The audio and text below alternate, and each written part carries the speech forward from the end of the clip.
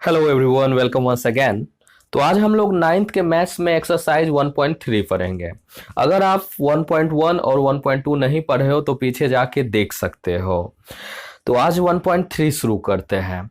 देखो, इसमें हमें पढ़ना है शांत और अशांत दशमलव के बारे में। ये टॉपिक सबसे ज़्यादा इम्पोर्टेंट है, क्योंकि आप कोई भी एग्जाम दे लो, चाहे वो टेस्ट एग्जाम हो या फिर फाइनल एग्जाम, आपको इस टॉपिक से क्वेश्चन जरूर पूछेगा।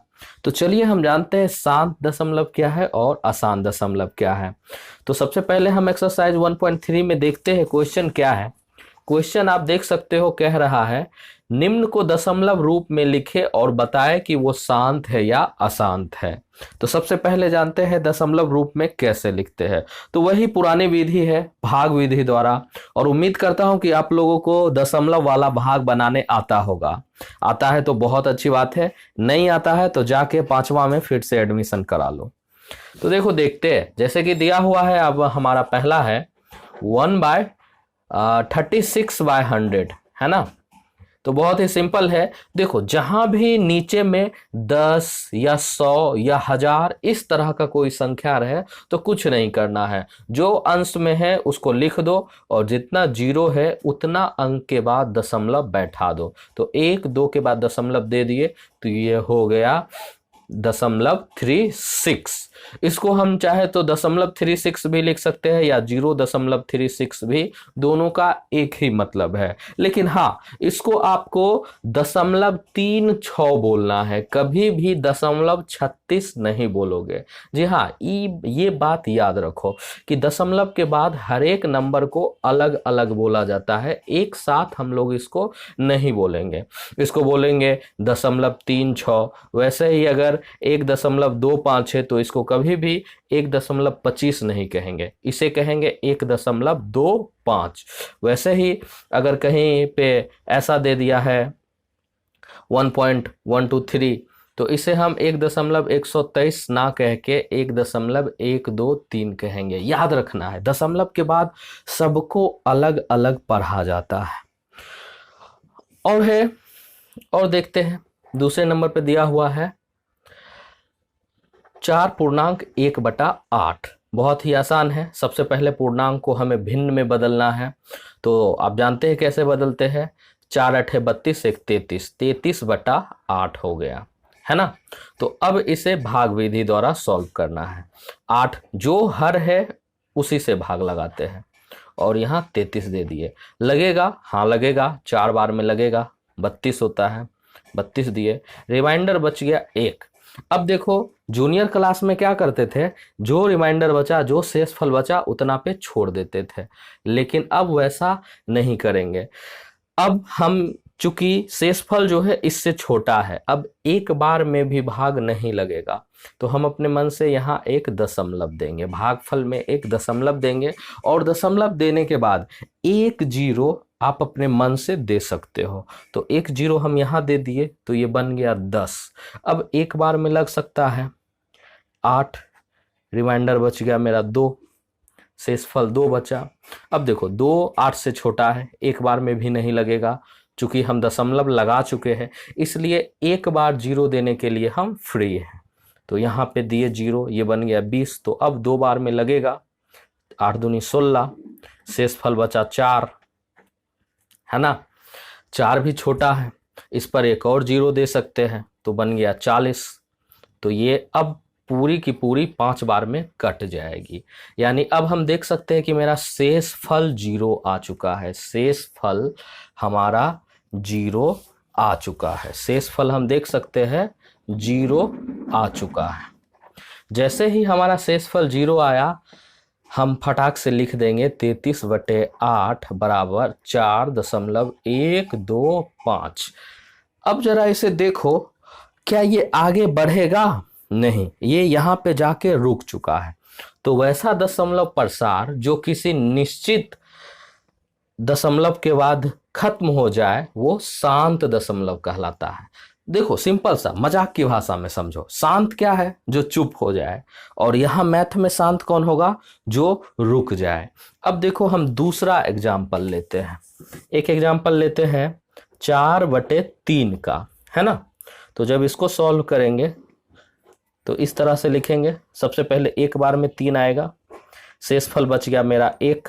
चूंकि 1 3 से छोटा है, लगेगा नहीं, तो हम इस पर 1 दशमलव देते हैं। दशमलव देने के बाद हम नीचे 0 डालने के लिए फ्री हैं, तो इस पे 0 डालते हैं। 3 बार में लगा, 3 3 9 हो गया। फिर देखो रिमाइंडर 1 बच गया, फिर शेष 1 बच गया। फिर हम एक बार 0 डाल सकते हैं, फिर 3 बार में लगेगा, 9 आएगा, फिर 1 बच गया।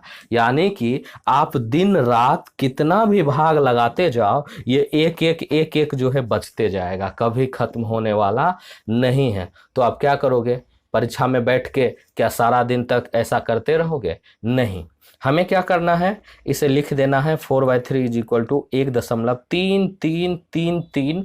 कुछ दूरी के जाने के बाद हम ऐसे ऐसे डैश लगा देंगे। इस डैश का मतलब है कि यही पैटर्न आगे बढ़ता चला जाएगा। इसी को लिखने का एक दूसरा तरीका भी है, 1.3 के ऊपर एक बार लगा देते हैं। इसको रेकर का सिंबल कहते हैं। इसका मतलब है कि ये संख्या जो है रिपीट हो रही है। अब देख लो, हम कितनी भी ज़्यादा भाग लगाए, ये कहीं पे भी जाके खत्म नहीं हुआ, इसीलिए हम इसको अशांत दशमलव कहते हैं। कैसे घर में एक बार मम्मी झगड़ा करती है पापा से और बोलना शुरू करती है, रात तक बोलते रहती है, खत्म ही नहीं होती, वैसे ही ये भी है कि आगे हम कितना भी सॉल्व करेंगे, ये कभी खत्म होने वाला नहीं है। तो यही आपका अशांत दशमलव है। अशांत दशमलव को ही अनवसानी भी कहेंगे और शांत दशमलव को वसानी कहेंगे। इंग्लिश भी याद रखो, शांत दशमलव को टर्मिनेटिंग डेसिमल कहेंगे। टर्मिनेटिंग मतलब जो खत्म हो जाए, और अशांत को नॉन टर्मिनेटिंग, यानी जो कभी खत्म नहीं हो।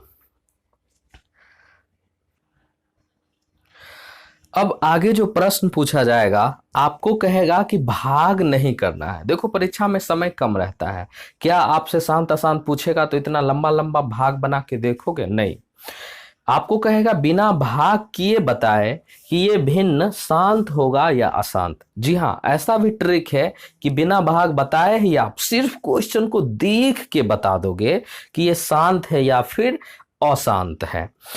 तो उसके लिए हम 3 स्टेप में प्रोसेस को लिखे हैं। देखो वो स्टेप क्या क्या है। पहला स्टेप है कि जो भी भिन्न रहे उसमें से जो भी कटने वाला टर्म है उसको काट देंगे। जैसे एग्जांपल आपको दे देगा 4/10, तो आप देखोगे क्या इस दोनों में कोई कॉमन गुणनखंड है, क्या ये कटने वाला है? तो हाँ है, 2 से दोनों ही कट रहा है, 2 दूनी 4, 2×10। तो इसको हम सबसे सिंपल फॉर्म, स्मॉलेस्ट फॉर्म में ले आएंगे, इसको 2/5 कर देंगे। दूसरा स्टेप है कि इसको सिंपल फॉर्म में लाने के बाद उसके हर को देखेंगे। हर क्या होता है?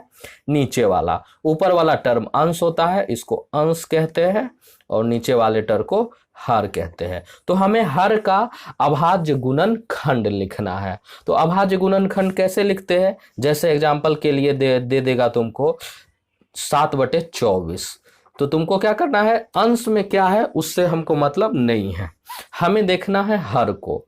तो हर का अभाज्य गुणनखंड लिखेंगे। तो इसको ऐसे लिखेंगे, 2 12 बार में, फिर से 2 6 बार में, फिर से 2 3 बार में, है ना। अब 3 कर दिए 1 बार में, यानी 24 बराबर हो जाएगा 2×2×2×3, है ना। यही हो गया इसका अभाज्य गुणनखंड, है ना। अब इसमें देख रहे हैं कि 2 के अलावे 3 भी मौजूद है, तो ये अशांत दशमलव होगा। कैसे? तो देखो, तीसरा शर्त कहता है कि यदि अभाज्य गुणनखंड में 2 और 5 को छोड़ के कोई अन्य अभाज्य संख्या नहीं है तो वो शांत दशमलव होगा।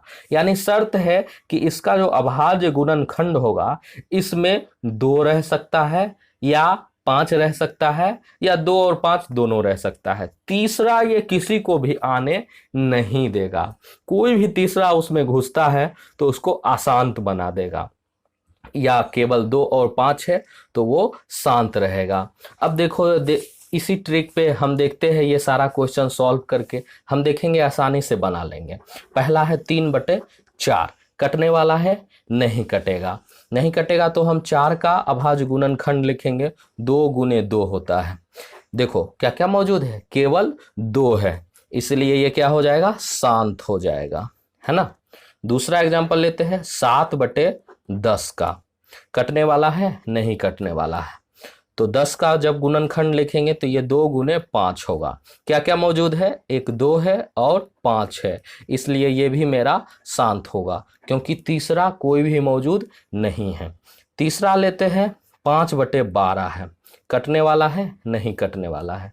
12 का अभाज्य गुणनखंड लिखें तो ये होता है 2 गुने 2 गुने 3, है ना, 2 दूनी 4 तिहाई 12। तो अब देख लो, 2 के अलावे यहाँ पे एक 3 मौजूद है, और हम तुमको कह चुके हैं कि अगर 2 और 5 को छोड़ के कोई भी तीसरा टर्म आएगा तो ये अशांत हो जाएगा, इसलिए ये संख्या कैसी होगी, अशांत, है ना। दशमलव प्रसार इसका अशांत होगा। तुम कहोगे कि सर हमको बिलीव नहीं हो रहा है, हमको विश्वास नहीं हो रहा है कि ये तरीका सही है या गलत। लो हम अभी तुमको बना के दिखा देते हैं।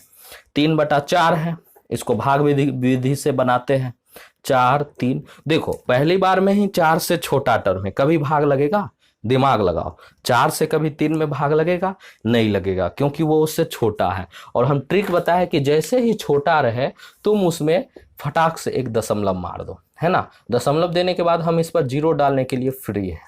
तो अब ये लगेगा 4 सत्ते 28, 7 बार में 28 हो गया, बच गया मेरा 2।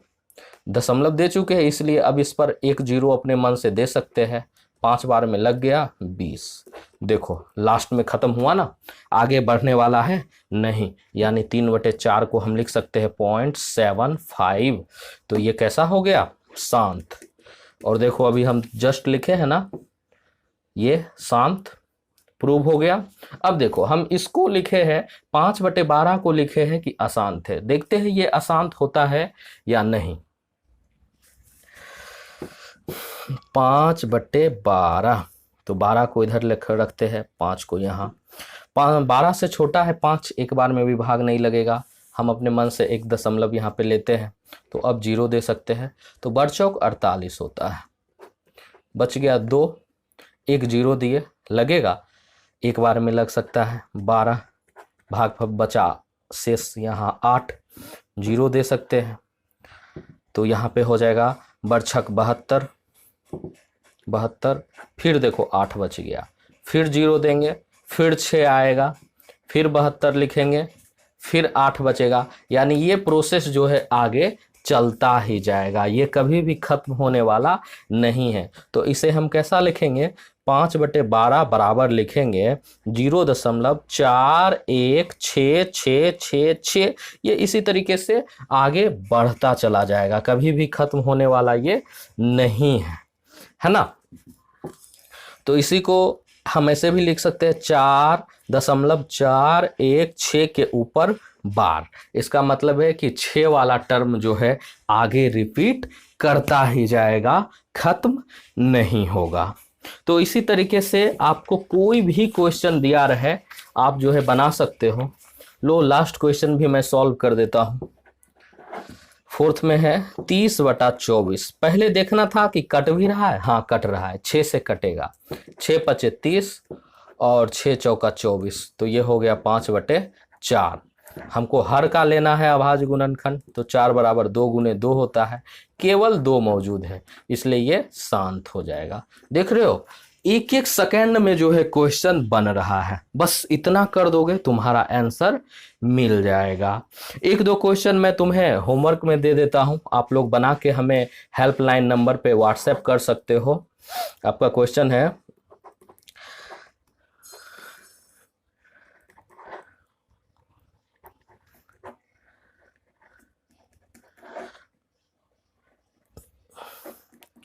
आपको बताना है कि इसका प्रसार शांत होगा या अशांत होगा। हेल्पलाइन नंबर है व्हाट्सएप,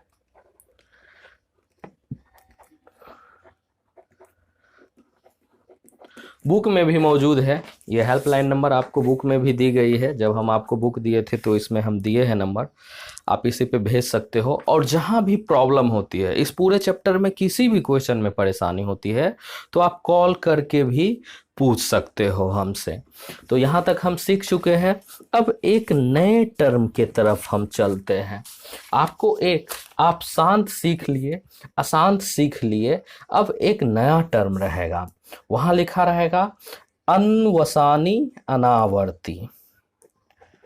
अनवसानी अनावर्ती, है ना। देखो जरा सोचो, एक टर्म था जब दशमलव प्रसार खत्म हो रहा था, दूसरा था दशमलव प्रसार खत्म नहीं हो रहा था, रिपीट हो रहा था। ऐसा भी तो हो सकता है कि वो ना तो खत्म हो और ना ही किसी संख्या के बाद रिपीट करे। फॉर एग्जाम्पल, अगर हम √2 का वैल्यू देखेंगे तो 1.4, 1.3 ऐसे ऐसे करके ये बढ़ता ही चला जाएगा, ना तो किसी संख्या के बाद ये रिपीट करेगा और ना ही कभी ये खत्म होगा।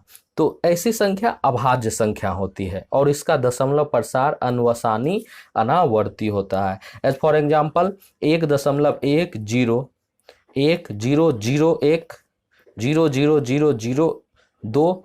देखो इस तरह का ये पैटर्न जो है बढ़ते ही जाएगा। जैसे जैसे हम बढ़ते जाएंगे जीरो की संख्या बढ़ते जाएगी, ना तो ये कभी खत्म होगा और ना ही किसी एक खास संख्या के बाद रिपीट होगा। तो इस तरह के संख्या को हम दशमलव प्रसार को अनवसानी अनावर्ती कहेंगे। कहोगे कि सर ऐसा क्यों कहते हैं? तो देखो अनवसानी का मतलब आप पहले ही समझ चुके हो, है ना।